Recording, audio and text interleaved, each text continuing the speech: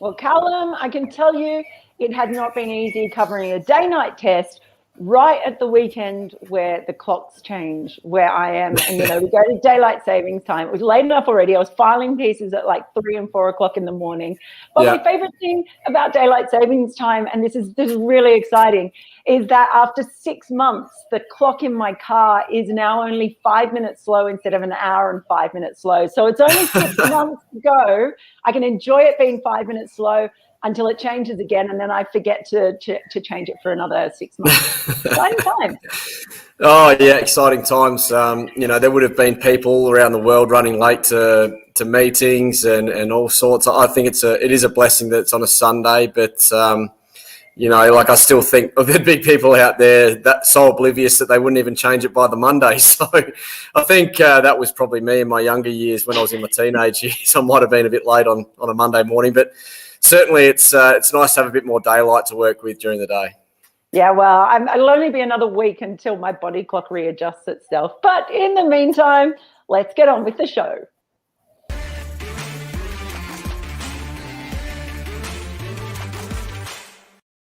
Hello, everyone, and welcome to Timed Out on Sporting News Australia with me, Melinda Farrell, and the great Callum Ferguson joining us as ever in what's been a week where internationally, certainly here in this country, the women have taken centre stage. Have you enjoyed watching the test match, Cal? Yeah, I really have. And so have my two ladies at home. My young daughter Layla has been stuck in front of the TV because I want to watch it, and Ree quite enjoys getting amongst it as well. I think the first time she really got amongst it was watching the Sydney Thunder, and then the Australian World Cup. The World Cup that the Australians won at the MCG in front of a packed house. So when the women's cricket's on, it's on in my house. That's for sure. Excellent. And of course, your involvement with the South Australia women's team as well must make you especially keen to watch some of the talent. Now, if you're watching us live, please do remember that you can drop in a comment or a question in the live chat. We love hearing from you guys. You've been great supporters of us, so please do let us know. But lots to talk about. Let's get into that test match. It is our first topic of the day. Look, sorts of things come out. Let's say for starters, you have to say great that boards like Cricket Australia and the BCCI are supporting Test cricket for women. But we were yet again left with a feeling of frustration and perhaps what could have been by the time we got to the end of it. Yeah, absolutely, Mel. I'm still surprised that they weren't afforded a 5-day test match. I think, we're at that point now where we're seeing equality, making some momentum towards where we want to get it to. But, that's a long way off still, but certainly we're heading in the right direction with the women's game. But, again, 5 days, we might have seen a result in this one. And I'm just surprised that they weren't given the 5 days, in particular on the back of the fact that it was a day-night game. It's going to be quite dewy out there, so the pitch is probably not going to dry out quite as much as what it might have in a day game. Obviously the pink ball is great, and it might swing around a little bit more, but the dew is going to affect that as well. Maybe with a bit more foresight, we might have seen a 5th-day test match fixtured and scheduled, just if nothing else because of the conditions we were coming up against. But pink balls as well, once they lose a bit of their hardness, they lose the paint off them. They don't really offer a lot to the bowlers, and that dew factor made it really difficult late in the evenings for the bowling side to hold on to it and also spin it if you're a spinner. So, that's just a few of the issues they ran into. And if nothing else, though, Test cricket has traditionally, over the history of the game, over the last 100 or so years, been played over 5 days. And I'd love to see the women's game catch up to the men's, because I just don't see any reason why you wouldn't play 5 days. It just doesn't make a lot of sense to me. Yeah, the reason that is usually given is it's the time, the extra time involved, whether one day would make a truly big enough difference. They do bowl 10 more overs a day. Isn't that amazing when you think of how the men struggle to get through 90 overs? But there is another test coming up later in the summer, the Women's Ashes test, and it is scheduled for 4 days. I get the impression that they're going to stick with 4 days for now on. And one of the things that I've sort of put forward is, if they're not going to have 5 days, do you think maybe they should look at perhaps a point system of the type that they use in Sheffield Shield county cricket could work to perhaps encourage more positive play and mean that or tweak the point so there's not so much to lose that it makes teams really wary of playing risky or more risky cricket? Yeah, well, one of the features of the women's series that we see is the fact that they do have a point system that all formats contribute to a win. We're going close to the duck here, but certainly it gets close. Righto. We've got a great system where it does mean that every game counts towards the end of the series as a whole. So that point system may actually contribute to a more aggressive style of cricket over those 4 days. But I think at the end of the day, if it's going to be Test cricket, I think we want to see it over 5 days, just because we'll give the wicket more of a chance to break up. And certainly what we saw was, in the end, a pretty mundane draw, which was disappointing because some of the cricket that had been played throughout the Test match over the 4 days was fantastic to watch. But the game just didn't have enough time to see a result. So, there was rain around. We know that. We lost nearly a day. But again, that happens in the men's game as well. But the 5th day always just gives the game a chance if there is some rain around. Yeah, and I see a question there from Martin Lawrence. Hello to Martin. Will the women's test between Australia and England be a red or pink ball game? It's going to be a red ball game held at Manuka Oval. Again, Manuka is not known for, being the spiciest pitch in Australia, shall we say. Pitches, in my humble opinion, is still the single biggest issue. They've played in the past 10 years so many tests, and there have only been a few, have been played on used pitches, featherbeds, roads. That's what we've got. But I know we're going over, but I don't care, because another thing that we talked about off air, and if you haven't read, I have written a piece which is on the website Sporting News Australia. So if you want to check that out, do go there, because I've totally brought up a lot of issues that I think could really make a difference. But we saw Mitchell Starc during that game went out and bought long spikes. Stella Campbell didn't even know what they were.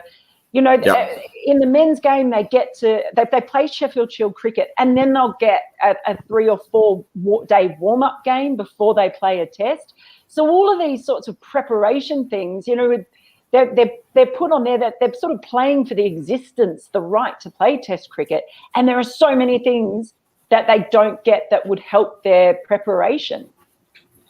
Yeah, that was an interesting one, wasn't it? The fact that, the ladies had never bowled with long spikes before. And I think that's a little bit of an indictment on the system at the moment that we have in Australia. At the moment, the women in Australia don't play any long-form red ball cricket. There's no 4-day games for them, no 3-day games for them in the domestic scene. And that's where you're going to run into situations where you're potentially going to need the long spikes, maybe just to rip the pitch up a little bit more for your spinners on the last day of a test match, to create more there for the spinners to work with. Or if you get into greasy conditions at the end of during a night session, you need a bit of extra grip on the crease. But certainly you would see scenarios all the way through your young career coming through the system where it is slippery on the crease, and the fact that none of the coaches on the way through had given them the option or shown them or recommended to them that they just get a hold of some long spikes, put them in their kit bag for a wet day. It's disappointing to hear that we're getting that far down the track and there hasn't been a conversation had somewhere along the line with these young fast bowlers to give them a chance to be prepared for that scenario. Yeah, it just sort of highlights the things, we've made great strides in women's cricket, but now I think we're at the point where we've seen enough tests. in recent times to be able to identify these kinds of issues and hopefully, do something about it. I would certainly like to see Australia. They're going to have time, I think, before that Test series. The Test is first this time around in the multi-format series against England.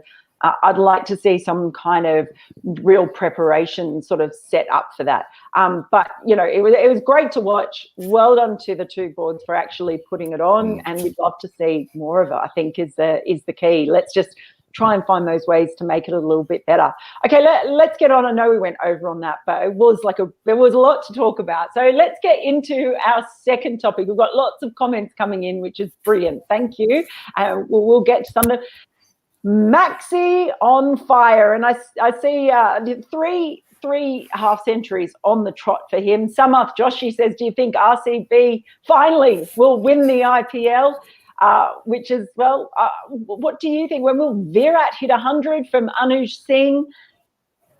What do you think is the case for Maxie and how well he's doing? How well does that bode for his preparation? And I guess, in the IPL itself, what it might mean. Yeah, look, it's huge. What we have seen is some of the players around Maxie getting starts and probably not going on and really winning a game for the team. So it's given him an opportunity batting at 4 to go big, take the innings deep, and win games for his team, which is huge.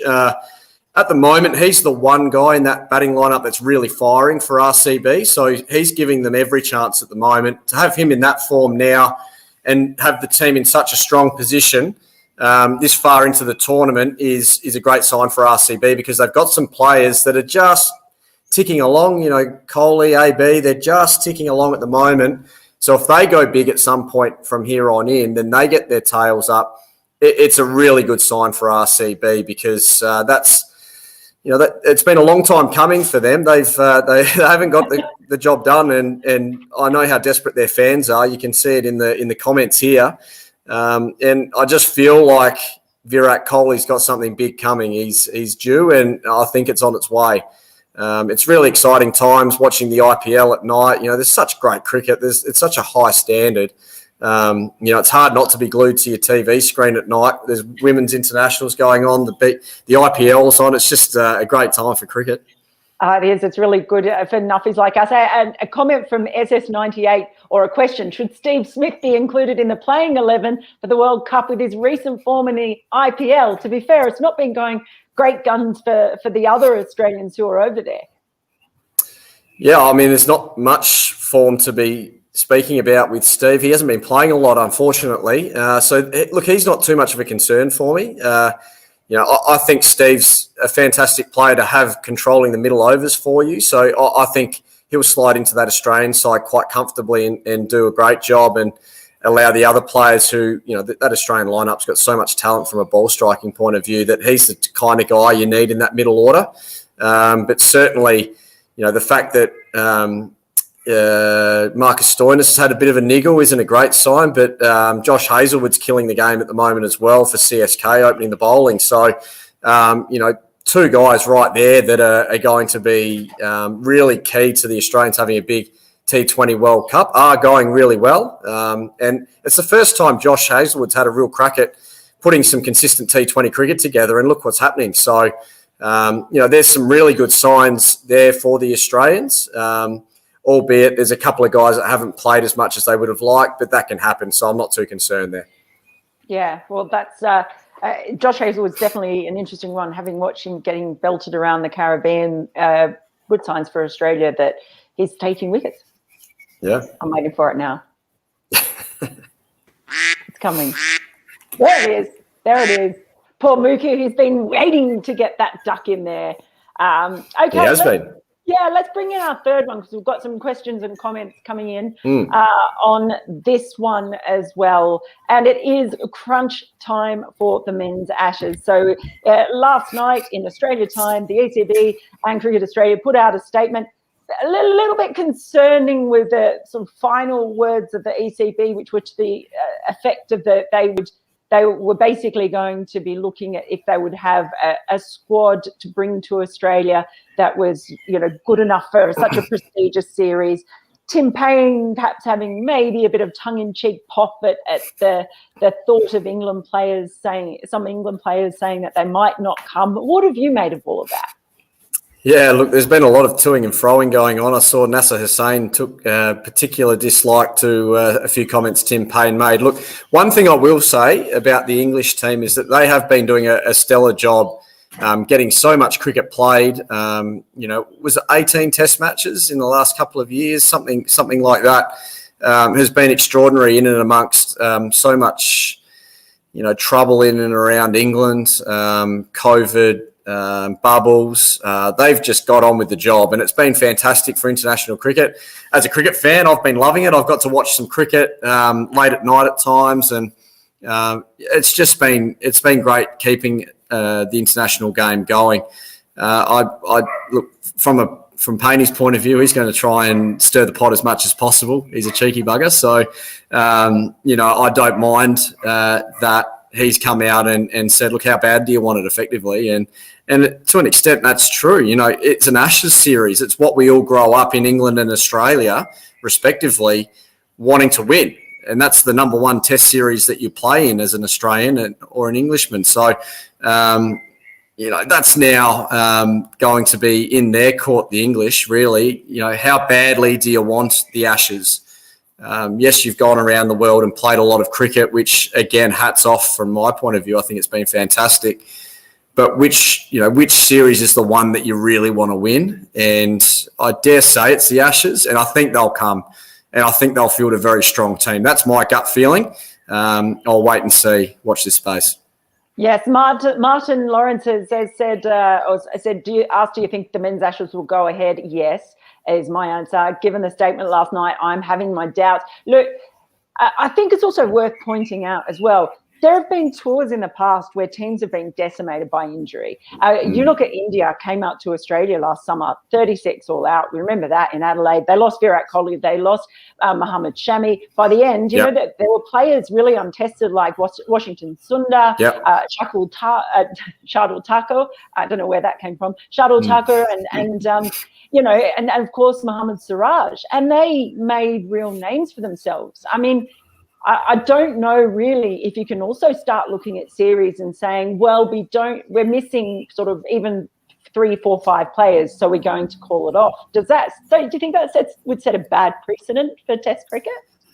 Look, I think so, but what we have seen is teams at different stages. The Australian team, for instance, fielding 2 separate Australian teams on 2 separate tours at exactly the same time previously. Now, I wonder whether we're heading down that path. I'd rather we didn't, to be honest.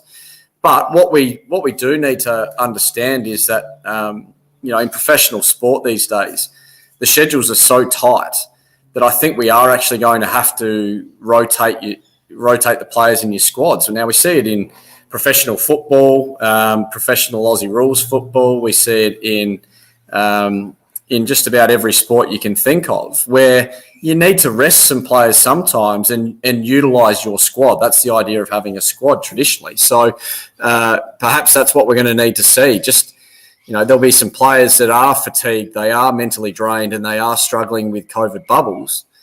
Well, then we just maybe need to get to the point where it's accepted that players are going to need to rest at different stages. I just can't imagine any player ever putting their hand up to rest from an Ashes series. Yeah, Apex Stars asked what's plan B for Aussie schedule if Ashes is postponed. Well, it's a great point, Apex Stars, because there's a whole future tours program that's scheduled out over 4 years. And once you start mucking around with it and trying to postpone series till the following year, then it's the whole knock-on effect of, what do you do? At the end of the day in cricket, money tends to win the day, and this is worth a huge amount of money. It's going to cost Cricket Australia a lot of money, probably more than any other tour they've ever hosted because of all the things they're having to put in place. But it also bankrolls Cricket Australia over a 4-year cycle, essentially. So, Andre Leslie from the ABC has popped on. Hello, Andre. Regarding the Ashes, it feels like if we win them and Joe Root isn't playing, it will be a hollow victory. He's streets ahead of the rest of his team at the moment. Really? Do you think an Ashes victory is ever going to be hollow? I don't know. No, not for mine. They're sending the best team they've got every time they come over, and if Joe Root doesn't come over, it's because he's not in the shape that he'd like to be, and they're not seeing him as one of the best options to take on the Australians. He'll be on the tour. I've got very little doubt about that. But certainly, anytime you win the Ashes, you're taking on the best they've got at that time, and they're putting their best foot forward. So that's a win in my eyes every day of the week. Yeah, it's a good question. It's a good question, though. Yeah, it is a good question, but I'm sure you could put. There are series in the past where one team has, as I said, been decimated by injury or by World Series cricket or whatever it is, but it still goes down in the book the same way. So that's right. Kind of, that's a good thing. I think that's the way it falls for me, anyway. Absolutely. Okay. That is our topic. So I'll just bring up a couple more questions that I saw there. Where did I see? Vasant Narain, just back on the women's. What makes India good in Test cricket compared to white ball, and what combination should India go with in T20? They couldn't do well against South Africa at home and against England also. Look, if you're talking about white ball and red ball, they did beat Australia in one of the ODIs, and they came crazily close to doing it in the second ODI. So I don't know if you sort of say that they're that far off it, and they have come off a series in England, so they're sort of coming off a fair bit of experience. Hopefully, Harmanpreet Kaur will be back from that thumb injury to lead the side. Indications are that she's there. So they've got some pretty incredible players that I think will go well. Who have you enjoyed particularly watching throughout this series on either side, Callum? Yeah, look, just back onto the. Sorry. Please say Julian Goswami. I mean, what a pillar of strength she's been for the Indian side, and I have absolutely loved her with the ball and the bat. She just competes, and long spells, just being able to continue to put the heat on the Australian top order for long periods of time. I mean, she has been the heart and soul of that team in my eyes, and I just feel like back onto the point about the Indians as to whether they're, what the difference is between their Test cricket and their white ball cricket. I actually think they're an improving force. I think they're really coming on as a white ball team, and no doubt they'll have taken a lot of confidence out of the ODI series. I feel like the Aussies are in for a real test because the form they've shown, the competitiveness. I think the Australians will now be starting to think, oh, hang on, we might be in for a challenge, and that can create a few doubts in their minds. So. There's no doubt they had the better of the test match. They were asked to bat first, and they really put Australia under a lot of pressure. I think that will be firmly in the front of the Australian team's mind, and they're going to know they're in for a contest. And that from there, India are right in the game now. There's no doubt about it. But there's a number of players in both those sides that I've really enjoyed watching, and. I think Mandana really just got in there, having been asked to bat first. The Aussies obviously thought there was something there for the bowlers, and for her to go out there and just nullify the Australian attack so well. And she scored at a decent rate too. That was what I liked. She still played some good cricket shots and tried to put the bowlers under a bit of pressure. So that was what I liked the most out of that. Indian batting lineup, and from an Australian standpoint, they've got so much natural talent in that lineup. There's a lot of youth. There's no doubt about that. But Elise Perry getting so much cricket under her belt, the way she came out there and bowled tirelessly for the Australians, I think that's going to leave her in fantastic shape for the next 12 months in my eyes. So, they were probably the two from the two sides that I thought. Along with obviously Goswami. I mean, she was just fantastic. So I think, it's been just a pleasure to watch these women get the opportunity to go hell for leather in long format cricket. And I just hope that the women domestically here in Australia get the opportunity to do the same more often over the next 3 or 4 years. Yeah, and Vasant, I think too, that you have to sort of give a bit of acknowledgement to Mitali Raj and the fact that she is so experienced. 20 years, more than 20 years at the top level of the game doesn't that counts for something. And maybe a bit of naivety on the part of Meg Lanning at the toss as well, sending them into bowl, not having sort of that experience, because India basically controlled the game really from the first hour. So look, it's been really interesting, and now, of course, it'll turn to the T20s. I'm looking forward to seeing how Taylor Vlamic will go coming into the side, and Harmanpreet Kaur, very exciting. Maybe we'll finally see Jemima Rodrigues come in, which would be pretty exciting as well. Thanks again, Carl. Some awesome chat and insights from you. I love that stuff about the pink ball as well. I think we should just run cricket, hey? Should we just run it? We'll just take over. I'll leave it with you, Mel. I think you'll be the right person for the job. There's no doubt about it. I'm not sure about myself, but I love talking about cricket. It's easy. It's easy when it's not actually your responsibility, and you can just come up with the ideas, and you don't have to spend any money or take any of the flack when it doesn't work. That's the best spot to be in. Just fire barbs from the cheap seats. It's a much better way to go. Absolutely. Don't worry, they get fired back. Hey, so thanks to you, Cal, and thanks to all of you dropping in with your comments and questions. We really appreciate you being part of the show. Lots more cricket. We've got those T20 internationals coming down now, so I reckon that's going to be an absolute cracker, plus IPL as well. And next time you see us, we might finally have a definitive answer on the Ashes, and maybe even be able to look at an England squad. Who knows? That'd be cool. Yeah, it would be cool, wouldn't it? So until then, please stay enjoying your cricket, and we'll see you next week. Bye-bye. See you guys.